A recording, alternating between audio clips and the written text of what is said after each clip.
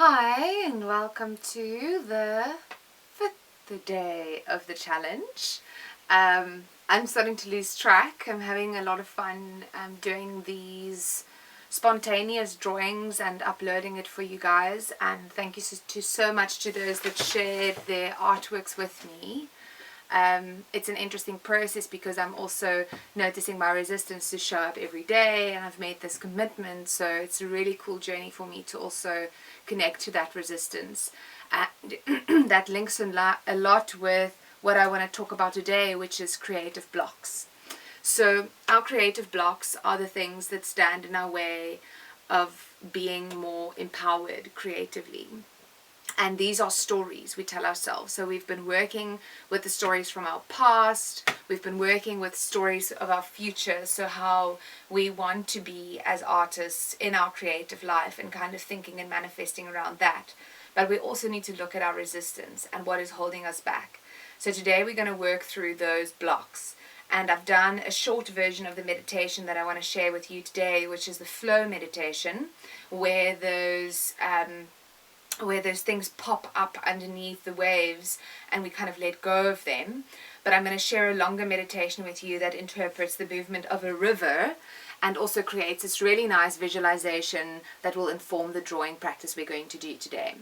So in terms of blocks, these are all stories that are false truths that we've solidified in our being to be absolutely true and unmovable, unshakable, and then actually stop us from being able to draw. So I can't draw a nose, or I don't have enough skill to draw faces. And that patterning and that story can become so heavy and so barring to our creativity that it completely stops us in the process, and we don't surrender and trust that we will develop and that we can be whatever we want to be in our creative life. So bigger blocks can be society is going to push me out if I'm an artist, because being an artist is irresponsible and is not a normal job and it doesn't add value to society. That's a big lie. And a lot of people that had to go through a process of rejecting their creative, their inner artist, in order to get a real person adult job, has to go through this process of breaking through those limiting beliefs and blocks to be able to access their free-flowing, experimental, playful state of their inner artist. So as a drawing exercise, I'm going to share with you, it's called the fear map, fear and desire map. And you basically draw two lines cutting through a page to create these blocks. And then you write in the first one the fear of being embarrassed. And then you write the desire of being embarrassed. And then you write down the fear of not being embarrassed, and then the desire of not being embarrassed.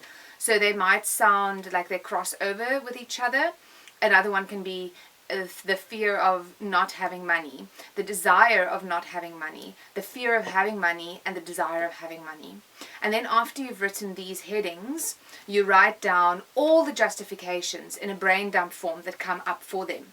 So the fear of being embarrassed: people are going to laugh at me. I'm going to be pushed out. I'm going to be the laughing stock of the town forever and ever. I'll be so embarrassed that I can't do anything. People are not going to trust me. People are not going to want to be my friend. All of this. And then the desire to be embarrassed can maybe be, then people don't associate me with always being serious, and I can do what I want. So then just go with this and write down all the justifications for the blocks that you have, these limiting beliefs, like the fear of being an artist, the desire of being an artist, the fear of not being an artist, the desire of not being an artist, and write down everything that comes up there.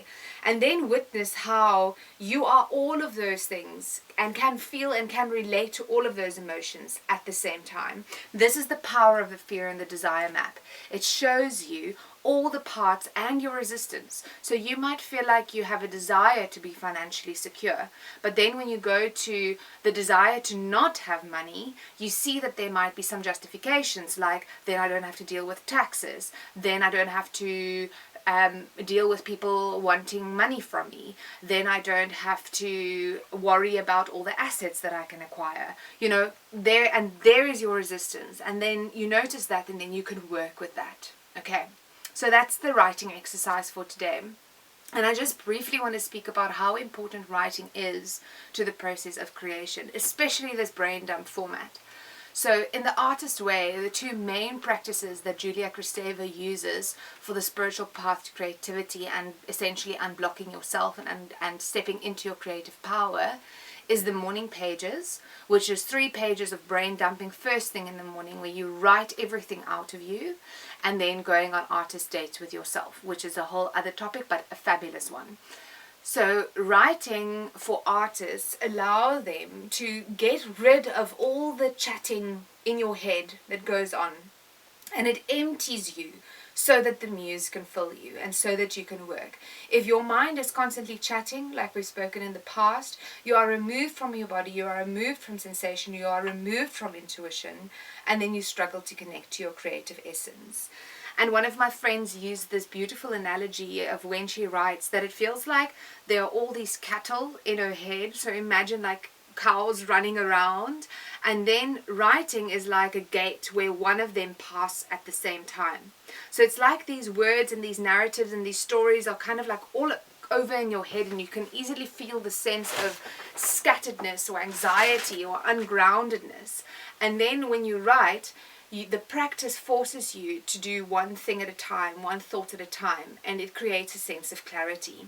So if you haven't done any of the writing exercises, I really encourage you to do this. It's an amazing reflective practice, and it's going to help you a lot to start noticing your trend of thinking, to start noticing your judgments, your fears, your limiting beliefs, all of the things that are standing in your way, because your narrative becomes really clear when you're brain dumping, because there's no filter. Okay, now we're going to go over into the drawing exercise.